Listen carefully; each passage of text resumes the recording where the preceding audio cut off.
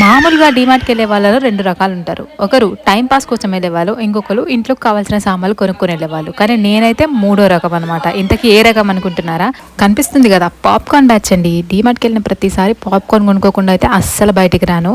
మన కోసమే బెట్టారనిపిస్తుంది నిజంగా డీమార్ట్ బయట పాప్‌కార్న్ అయితే. మనము ఇప్పుడు సినిమాలకెళ్ళినప్పుడు పాప్‌కార్న్ కొనాలంటే ఆస్తులు అమ్మేసుకోవాల్సొస్తుంది. అంత కాస్ట్ చెప్తారు గదా!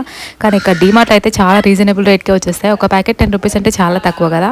అందుకని చెప్పి నేను వెళ్ళినప్పుడైతే ప్రతిసారి కొనుక్కుంటాను. అలానే మనమైతే ఇప్పుడు ప్యాకెట్స్ కొని నార్మల్‌గా ఇంట్లో చేసుకోవాలంటే కూడా చాలా టైం పడుతుంది. కొన్ని సార్లు అయితే నాకు అసలు రానే రావన్నమాట. సగం పాడైపోతాయి.